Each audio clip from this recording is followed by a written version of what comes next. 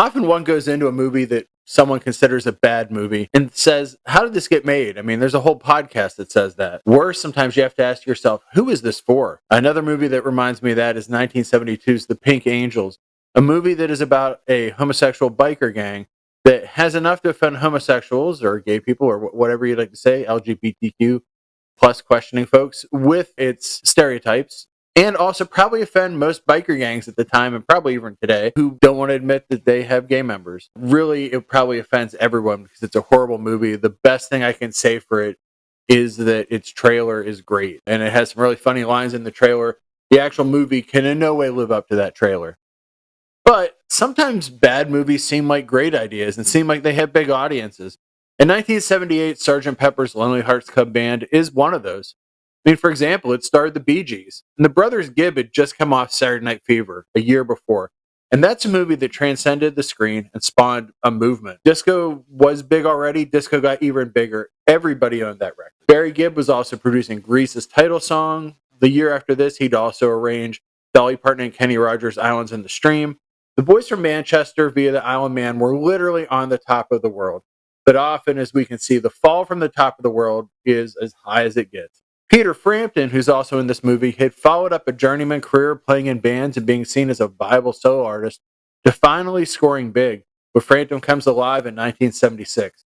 This is an album that spent 97 weeks on the charts. It sold 8 million copies, a number that we'll probably never see outside of a Taylor Swift sell today. That number today would equal 13% of all records sold this year would have to be from this artist. I've often heard comedians say that this record was issued to you when you moved into the suburbs. Wait, let me show you what I got at a garage sale. What'd you get? Isn't that great? You heard of it? Excuse me, have I ever seen this one before? Frampton Comes Alive. Everybody in the world has Frampton Comes Alive. If you lived in the suburbs, you were issued it. Came in the mail with samples of Tide. Frampton Comes Alive was everywhere. Everyone listened to it. It was a live record that ended up being his biggest record, which is very rare. They would be our Fab Four in this movie. And our star power, at least on vinyl. I mean, the Bee Gees had already covered the Beatles for a BBC doc in 76. And it's funny because there were years of critical derision that said that they were simply clones of the boys from Liverpool. I don't see that, but my experience with the Bee Gees comes post Saturday Night Fever. And obviously being disco, none of those songs feel like it. So the stars are all aligned. We have literally our stars. Even better, Saturday Night Fever and Grease came out on Robert Stigwood's RSO label. Stigwood purchased 29 of the Beatles' best songs for use in a Broadway play, and then had the brainstorm to create this film, using the big movie stars. To make it even better and maybe sell it even more to Beatles fans, he got producer George Martin and Abbey Road Studios on board where everything would be recorded, the same place that the Beatles recorded.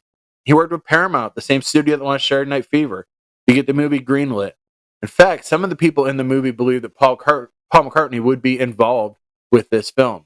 He isn't. He wasn't. You'll find out more in a second. Up until now, until that final shot of the film is taken, this all makes sense, doesn't it? And that's when reality rears its ugly head. And we realize what an epic failure this film was.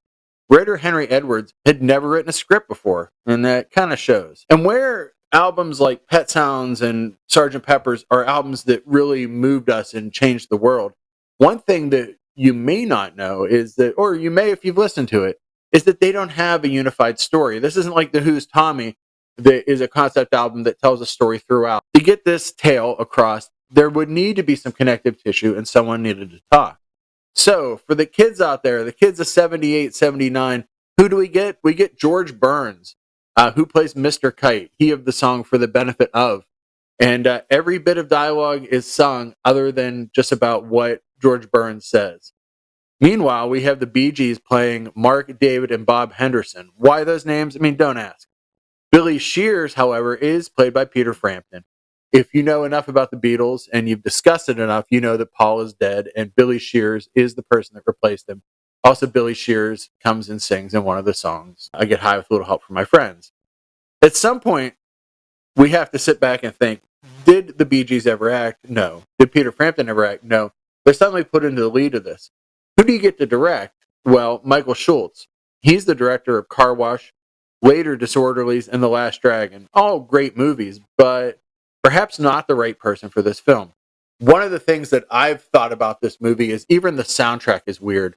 I wrote a long time ago, and it makes me laugh even today, that each song replaces the beloved guitar, bass, and sitar of the Beatles with a synthesizer that only seems to play human farts.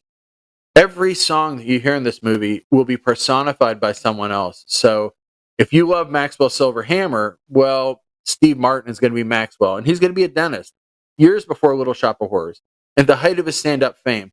But even Steve Martin, the most popular stand-up in the world, is rendered as someone you hate in this movie.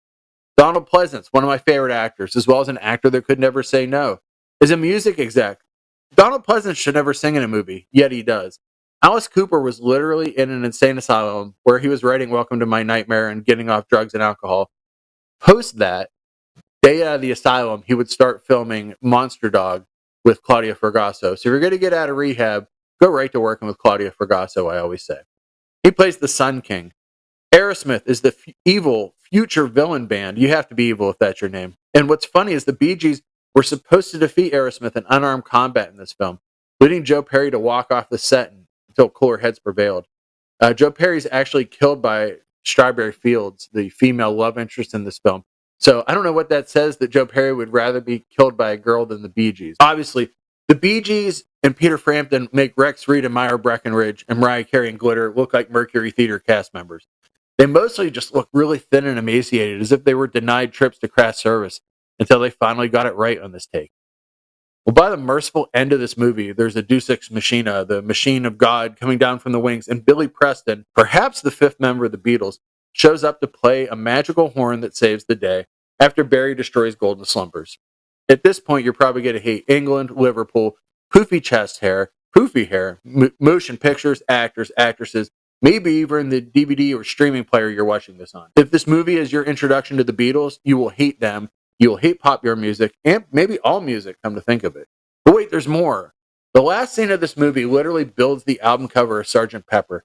There was a big thing in the late 70s with movies like Sexette and Wonton Ton, the Dog That Saved Hollywood, where they would bring back stars from the past and just give them small roles.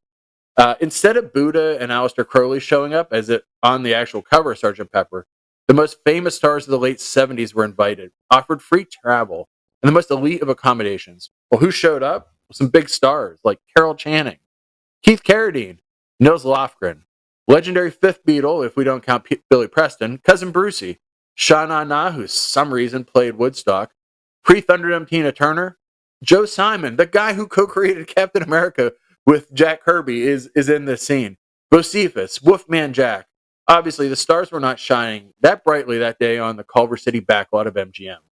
So the reviews and the box office for this film were not kind. That's a good one. The review you had on Shark Sandwich, which was merely a 2-word review, just said, shit sandwich. You could find this album in cutout bins for years. They over-ordered it thinking it was going to be Saturday Night Fever. It wasn't. I figured this movie would age a little better. It has not aged at all. It has aged, I should say. It has aged like a cake out in the rain in MacArthur Park for 30 years. And it's just horrible. It's so bad that Marvel Comics was going to do one of their adaptions, like one of those big Treasury editions, and George Perez was going to draw it. They canceled it. Marvel rarely canceled their movie tie-ins. But I still think you should watch this movie. It's really something. And by something, I mean painful. It's wild that it even exists, and it is very much a thing of its time, a movie of its time and its era. It takes songs from Sgt. Pepper's and Abbey Road, which were about 10 years old at that time, and they don't really feel that old, right? What is the one good thing? We should celebrate something good in the movie. Earth, Wind & Fire's cover of Gotta Get You Into My Life is awesome. Aerosmith's Come Together is really great, and these would be songs that they would do forever. If you want to hear the Bee Gees do songs, I would recommend the 76 movie All This in World War II that I brought up, that was for BBC's. Robin Gibb of the Bee Gees announced that kids today don't really know the Beatles' Sgt. Pepper. And when those do see our film and hear us doing it, that will be the version that they relate to and remember. Unfortunately, the Beatles are going to be secondary. You see, there's no such thing as the Beatles. They don't exist as a band and never perform Sgt. Pepper live in any case. When ours comes out, it will in fact be as if theirs never existed. When you hear the Beatles do Long Tall Sally or Roll Over Beethoven, did you really care about Little Richard's or Chuck Berry's version? This really seemed to be the kind of hubris that dooms a movie. Perhaps that is what happened. Anyways, if you want to check this out, obviously it's streaming, it's on video. There's a lot of places that you can find it. Send me an email at bnsaboutmovies@gmail.com. Check out the site at bnsaboutmovies.com. And while you're there, you can find out all about live streams that we do, what movies are being featured this week, and all sorts of fun. Thanks, and hey, watch a movie.